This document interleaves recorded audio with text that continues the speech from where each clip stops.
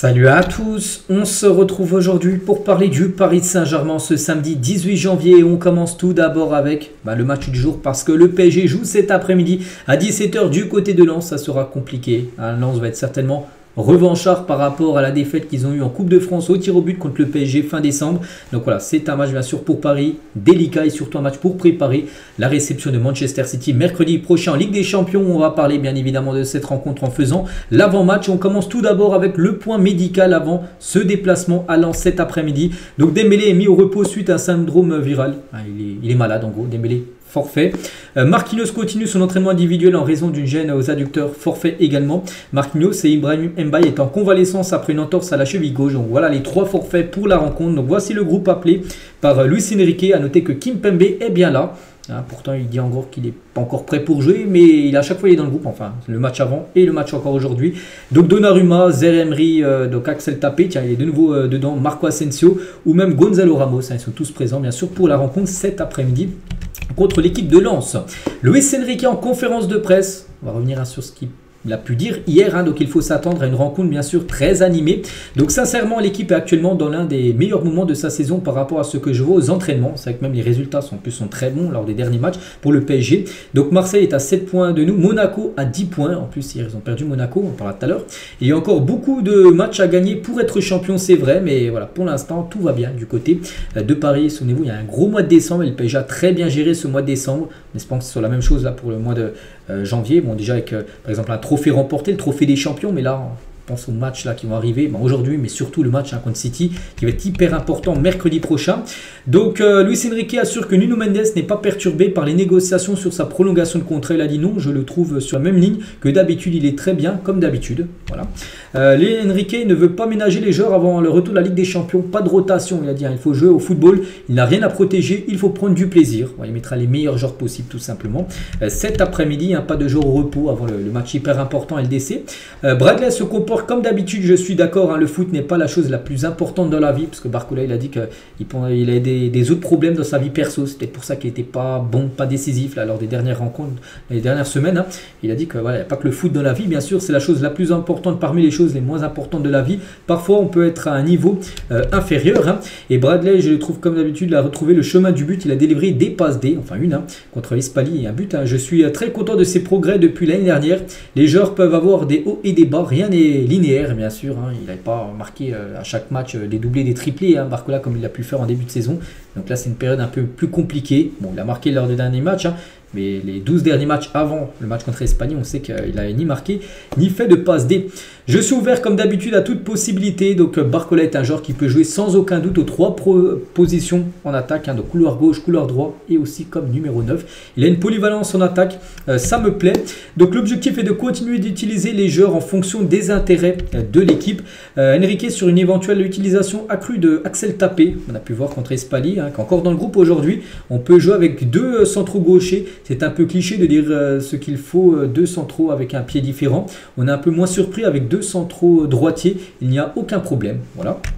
Toujours avec Enrique, donc toute possibilité de marquer un but est essentielle. Il faut utiliser tous les arguments, couloir, axe, centre, tir, coup de pied arrêté. Je ne limite pas les joueurs, bien sûr. Enrique acte le forfait de Dembélé. Bon, ça on a parlé, en plus on a pu voir qu'il n'est pas là, il a un problème, il est malade. Voilà, en espérant qu'il soit disponible pour le match mercredi parce que il faut qu'il soit là. Ousmane. Enrique sur ses choix. Donc je vois que les joueurs depuis 3 ou 4 semaines qu'ils sont presque tous capables de jouer avec de la concurrence. Les joueurs ont un rendement plus élevé, bien sûr. Toujours avec Enrique, donc si j'en vois complètement en feu à l'entraînement, il joue plus de matchs. Si je vois une forme d'égalité entre eux, j'opère un turnover. Je veux que l'équipe soit solide, compacte, que les joueurs gagnent de la confiance avec bien sûr la rotation. Et la dynamique actuellement est positive. On préfère arriver en Ligue des Champions avec une victoire. On ne fuit pas la situation, on est plongé dedans et on sait dû à notre performance. Mais nous sommes tout à fait préparés et optimistes par rapport à ce qui arrive. On espère. Voilà. Ce que je dis, les matchs hyper importants. Bon, il y a aujourd'hui, bien sûr, mais la Ligue des Champions, il n'y a pas de droit à l'erreur mercredi. Et par rapport au mercato, je suis dit le mercato, avant le transfert officiel qu'on va parler juste après, on ne peut pas recruter de façon illimitée. Il y a le fair play financier à respecter pour qu'il puisse y avoir des arrivées. Il faut des départs. Bon, voilà, ça devrait s'enchaîner dans un temps donné. Donc l'objectif est que nous puissions dire qu'il y a 2 joueurs par poste. En gros, lui, voilà, il veut avoir une doublure chaque poste. Gardien, numéro 9, défenseur droit. Il veut à chaque fois 2 joueurs à chaque position d'une équipe. Et Enrique tient sur Kimpembe dans le groupe. J'ai vraiment ce désir qu'il récupère son meilleur niveau. Je considère qu'il n'est pas encore à un niveau suffisant pour être en compétition, mais il l'appelle quand même. Après presque 2 saisons de blessure, j'adorerais l'avoir compte tenu de ses qualités de leader. Mais voilà, même si Kimpembe lui se sent prêt. Kimpembe il se dit oui, il peut jouer, mais Luis Enrique pense que c'est encore trop juste.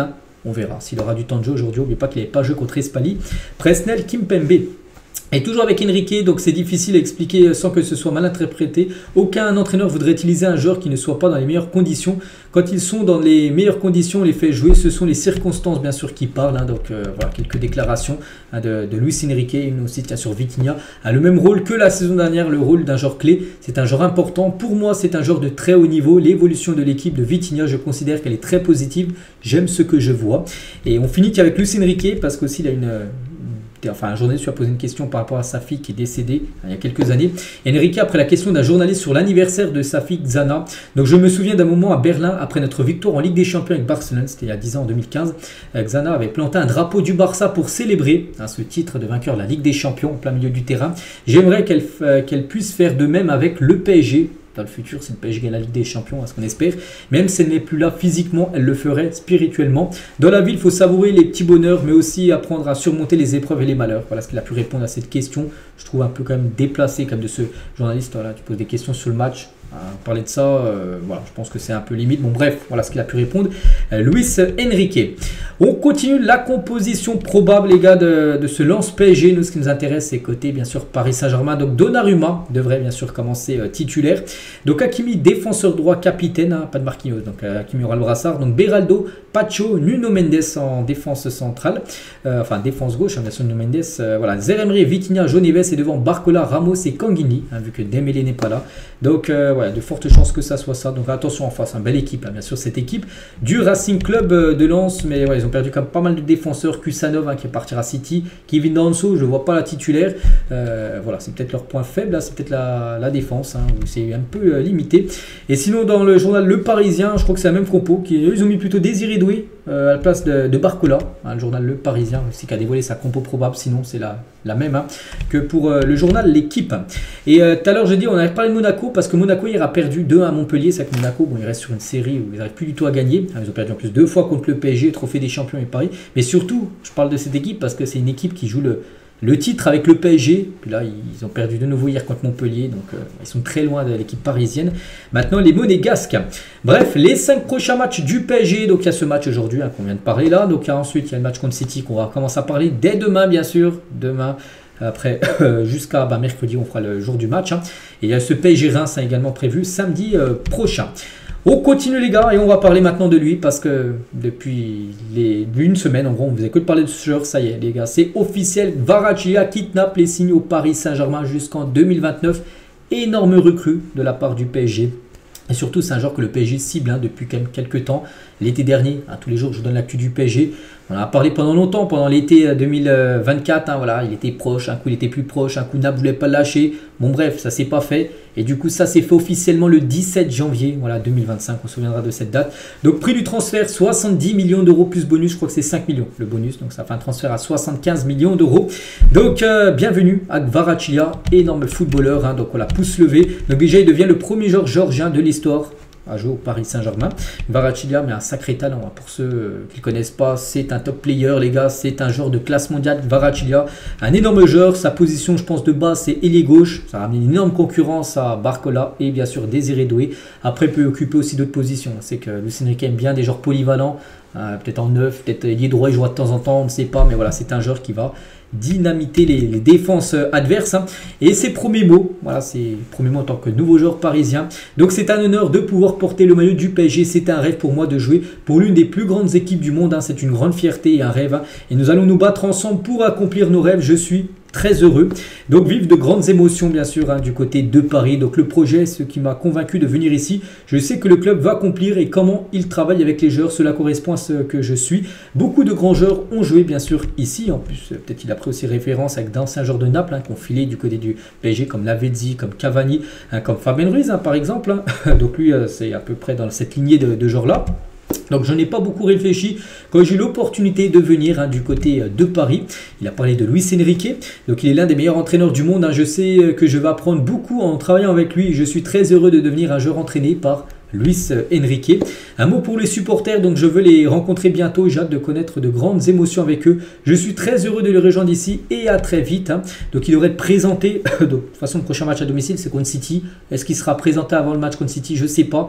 Sinon le match où il jouera certainement sera contre Reims, samedi prochain contre City, il ne pourra pas jouer ni aujourd'hui.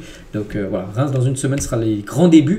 Normalement de Kvaratskhelia, parce qu'il est prêt à jouer, parce que des fois il y a des joueurs comme Messi quand il est arrivé, il a fallu attendre au moins un mois avant qu'il joue parce qu'il n'était pas prêt. Même à l'entraînement, même pour Sergio Ramos, lui les gars, il est prêt à jouer, donc dès la semaine prochaine, il jouera. Et le campus PSG, son entraînement est incroyable parce qu'il a visité, donc nous avons tous les outils pour accomplir de grandes choses. C'est vrai qu'il a vu la différence qu'à Naples, c'est un ancien, je vois comment il est, son entraînement, c'est un peu à l'ancienne, donc là il est arrivé dans un centre d'entraînement dernier cri du côté de Paris, donc ça le change, et donc il a dit, voilà, donc c'est important pour les jeunes aussi, pour l'équipe professionnelle, parce que voilà, ça centre de formation incroyable, campus Paris Saint-Germain. Et quels sont tes objectifs en venant ici à Paris? Donc je veux vivre de nouveaux challenges en venant ici à Paris, de nouveaux rêves, de nouveaux objectifs. Je veux m'améliorer pour aider l'équipe au maximum et donner le meilleur de moi-même. Et je connais Donnarumma, avec qui j'ai échangé avant de rejoindre le PSG. Ils sont certainement appelés. Donnarumma lui a dit oui, c'est un bon club pour toi. On peut remercier Donnarumma. Pourquoi ils se connaissent? Parce qu'ils ont pu jouer à l'époque, les AC Milan contre Naples. Bien sûr, ils ont pu s'affronter l'un contre l'autre. Et Nasser, bien sûr, a réagi au transfert de Kvaratskhelia. Nous sommes ravis d'accueillir Kvaratskhelia au sein de la famille du PSG. Kvara est l'un des joueurs les plus excitants du football mondial. Un talent fantastique, mais aussi un joueur qui a du courage et se bat pour l'équipe avant tout. Kvara était tellement déterminé à faire partie de notre grand projet, notre grand club en gros. Je sais qu'il atteindra tous ses objectifs avec nous. Nous sommes ravis de renforcer notre effectif et de continuer à faire du collectif la star du Paris Saint-Germain. Voilà les premiers mots de Nasser, bien sûr, par rapport à l'arrivée de Kvaratskhelia avec sa femme, bien sûr. Et les deux suivent le PSG, que ça soit bien sûr maintenant Kvaratskhelia et aussi sa femme qui a commencé à suivre le Paris Saint-Germain sur son compte Instagram. Et on finit, tiens, avec Kvaratskhelia.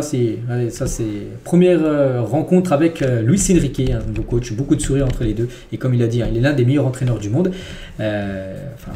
Kvaratskhelia, ce qu'il a pu dire sur Luis Enrique. On finit avec ça aujourd'hui. Donc voilà les gars, on finit avec la signature de Kvaratskhelia. On ne pouvait pas mieux finir. Donc voilà ce qu'il y a à dire. J'espère que ça vous a plu.